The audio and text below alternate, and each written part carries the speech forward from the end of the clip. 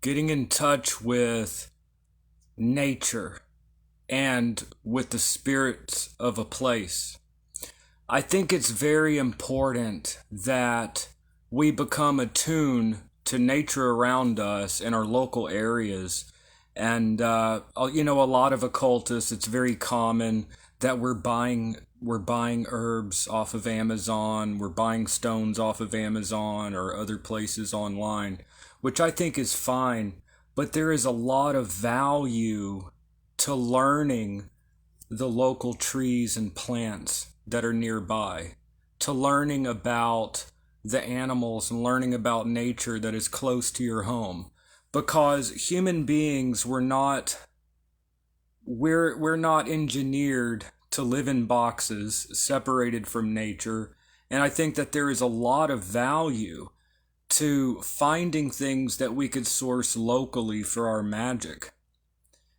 Picking dandelions or sunflowers or gathering roses from the garden or finding a crow's feather. So things like stones and bones, uh, all kinds of things like this, plants, trees that are local to us. And I think spending just a few minutes every day attuning to nature. One thing that I've started doing is when I find an interesting tree, I'll get out Google Lens. You can use Google Lens. You could take a picture of the leaf and discover what kind of plant that is. So there's a lot of value to unwinding, sitting outside, sipping your coffee, and becoming attuned to nature around you in your local area. Learning about the local wildlife, the local plants and trees that grow around you. Learning to forage, which you have to be very careful with that. There are plants that are edible and medicinal that grow right around you in your local town or area. So I think it's very useful. Then, of course, we have the spirits of a place. We have nature spirits. So pretty much any culture that you go to around the world, they have this idea of nature spirits, spirits that live in the woods. You find this, you can go to Asia, Africa, Europe. You can go to the Native American cultures. You can go anywhere in the world. You can go to Japan. You can go to Russia. You can go anywhere in the world, and you'll find this idea of spirits of nature. So if we look at Agrippa's three books of occult philosophy, he has this three world model. And at the center of this world model is the elemental realm, the place that we live here.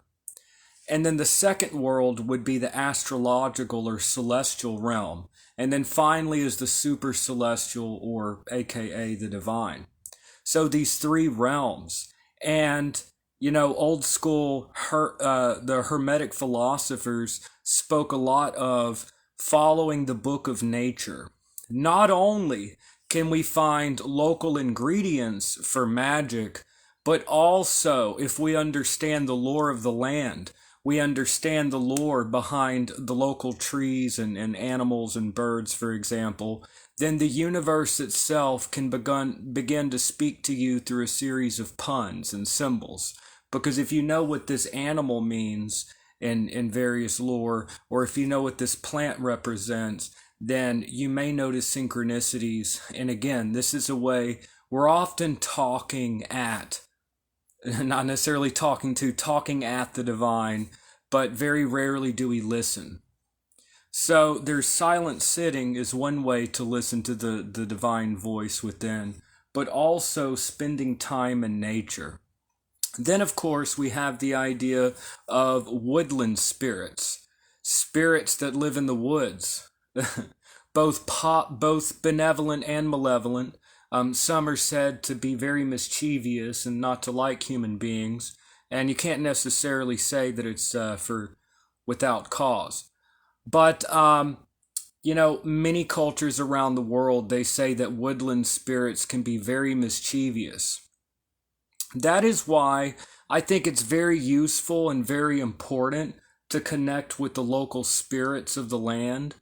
but I think it's good to do so a little bit away from the house. I wouldn't leave offerings for nature spirits in my yard. Me personally, I would not, because it's a little bit of an invitation. What I would do, what I recommend, especially here in the northern hemisphere, it's starting to cool off a little bit. We're about to approach the autumn. There aren't going to be so many mosquitoes and things. It's a good time as the weather cools down to go out in nature and spend time contemplating nature, becoming attuned to the wildlife. You may find looking out at a tree, if you spend 15, 20 minutes just looking at one particular tree, you may have all kinds of realizations. You realize that the limbs reach up into heaven like a great antenna, receiving vibrations from above. So if you look at a tree, it's growing up towards the heavens, literally living off of that type of energy. And also its roots go deep into the ground. There's a lot to be found here. And also, looking out at nature, we can discover something about ourselves. Often even just, you notice that nature is not in a hurry. When you go outside and you sit and you sip your coffee at sunset or sunrise, you see that humans are in a hurry. Nature is not. Nature is to a large extent peaceful and is still, or it's at rest compared to how we often are. Nature is more silent in a way. We're able to unwind, attune with nature, and begin to learn a little bit to reflect upon the book of nature. Agrippa said that the elemental realm is closest to us. And Agrippa says that the way to attune with, let's say, the spirit of Mars or of Venus or of the moon is through the stones, the metals, the plants that are associated with that star or planet. So you could look at nature here below as a type of gateway, a type of lens. You know, the rising of the sun, the path that a salmon takes in the river, all glimpses into the mind of God.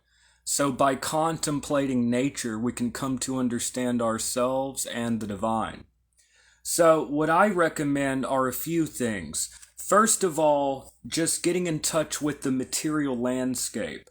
I have some books on the way talking about East Texas birds and trees. So and kind of the natural history of my area. I have some books on the way. I'm actually pretty excited. One is called The Land of Bears and Honey, A Natural History of East Texas. So I've started looking into that. Google Lens is an app where you can take a picture of a leaf and it can show you what it probably is. I think it's a good practice at least once a week. You see an interesting tree, take its leaf and look at it. So Paracelsus, he was all about going out in nature and gathering plants that could be used in medicine. Attuning, so instead of just everything's a manufactured product, buying things off Amazon, buying things online, that's fine. But I think it's very useful to be able to go outside and gather something from the garden. Maybe gather something growing out in the wild that can be used for magic. If we begin to understand the lore and attune once again and return to nature, then the universe can begin to speak to us through a series of puns. And it may be that you can make connections with the local spirits of the land that may give you gifts of some kind or may begin to have an interaction. Like I said, I recommend going out in the woods that are close to you, if you're in a big city, then a park or something, finding a place that feels sacred and trying to attune to the spirits. Leave an offering to the spirits of the place. Take time. Usually with nature spirits, I found it not to be just an overnight thing. Sometimes they have to get used to you. Keep going to the same sacred spot, leaving a little offering, saying hello, and you may find that you eventually establish contact with the spirits of the place. And the spirits of the place may show you certain places where you can gather items for magic. So again, we're looking at the material world as a type of window into higher realms. And instead of just getting everything sourced online, being able to attune more with what is natural. Plus, it's pretty cool. It's pretty cool to be able to say, oh, that right there, that's a hickory tree, that's a maple tree, you know? Knowing what you can do with these different trees. What are their healing properties? What are their magical properties according to the lore? So it's just pretty cool to be able to identify the wildlife, to become attuned to nature once again, because magic is about using the laws of nature. And before, maybe we jump ahead of ourselves, because maybe before trying to attune ourselves to really ultra subtle celestial vibrations, maybe we need to get in contact with what's right here, because man is a reflection of nature, nature is a reflection of man. It's wholeness. It's being able to attune with all aspects of things. All right, Charles says, so glad to see you doing your thing, Taliesin, after all these years. I've been with you now for many years. Thank you so much. Yep, I've been making videos on YouTube and stuff since 2008. I was very young when I started doing this. 2008. Wow, what's it been? So it's been 16 years? Yeah, 16 years I've been doing this stuff. But anyways, that's just a quick video on, and thank you so much. That's just a quick video on attuning with nature. I really recommend in the morning when you sip your coffee, or in the evening at sunset, just take about 10-15 minutes to sit outside. Listen to the birds, look at the trees. If you live in a hustling, bustling city, maybe go to the local park and just kind of attune to the wildlife. Look at the squirrels, look at the trees. Take 20 minutes just looking at a tree, and think of all that you can gather just looking at that tree, attuning to nature. And then another aspect of that is gathering from nature items for magic, or you become, and also becoming so versed in the lore that nature can begin to speak to you as a book, as a series of puns and synchronicities through nature. And then also, lastly, being able to make connections, to make friends with the spirits of a place. Now, how do you work with elementals? That's a whole thing unto itself. Would you go to a spirits of the woods to help you with your job or whatever? Or I'm not sure I would recommend. I would be very careful with something like that, just because many of them can be mischievous. You don't necessarily want them meddling in your life. But attuning to the spirits of the land, a lot of times they could show you secrets of the land. You might discover a place where some special plant is growing, or some special tree, or some kind of a sacred space. So it's all about getting in tune with nature. So that's just a quick video for y'all today. And I'm going to have a lot more coming out for y'all. So that's about attuning with your local wildlife and nature. So, like I said, Google Lens is good. By the way, do any of y'all, the viewers, know of any good apps for identifying leaves or bird sounds or anything? I've heard of a Merlin app where you can like listen to birds and things, but it's about being able to speak the language of the trees and of birds. Let's see here. Okay. All right, Charles says, I've gotten away from the work for a few years after my son was born, and so I rely on the moment on meditation as opposed to the consistency of ritual practice. Well, meditation could be very, very useful. Finding that inner peace, becoming attuned to your own energy, things like that, that inner reflection, that inner growth could help you a lot. Also, another thing to consider, if you haven't been able to do like a large like ritual practice, astral projection. Astral projection. You can do that just lying down in your bed. So astral projection is another thing to consider if you don't necessarily have a big ritual space.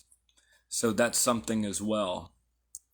But the inner smile, as a practice, a lot of people would say, oh, that's all new age because they have to be all hardcore in the middle of a magic circle for it to be valid. But now I think the inner smile practice helps to cleanse the energy and to focus on the positive. What is the inner smile? It's just the practice of smiling on the inside, just smiling. And it's not necessarily just positive thinking, because you could smile at your problems. The inner smile is a spiritual practice that you can take with you anywhere. You could be standing in line at the grocery store. You could be taking a walk. You could be driving to or from work. The inner smile practice. Let's say you take a 30-minute walk every day. Just say to yourself, I'm going to practice the inner smile for 30 minutes. Or the drive to work, I'm going to practice the inner smile, which is just smiling on the inside. This positive energy helps you to kind of cleanse up your own energy and your own gunk. So, attuning with nature, to spending time with nature, and making friends with the spirits of the place, and learning about your local wildlife and things like that, I think is very useful as a spiritual practice and getting back in touch with the earth. Because we spend a lot of times focusing on the spirits up above or with astrological and celestial influences, but getting in touch with plants and trees and animals, I think is very useful for a magical practice. So, let me see here. Charles says Montauk Chia. Well, the inner smile practice is found in Montauk Chia, and that's actually absolutely. But it's also been practiced for, I think, 1,500 years in China. It's a basic Qigong practice, the inner smile.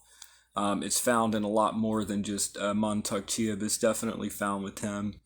I forgot the name of the book, where the earliest text. I think it goes back to like the 5th, 6th century.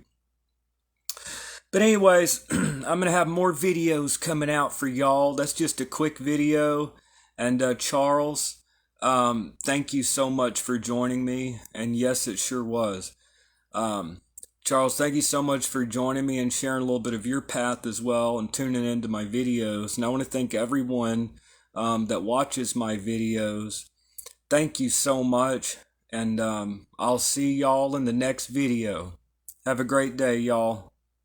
See y'all in the next video.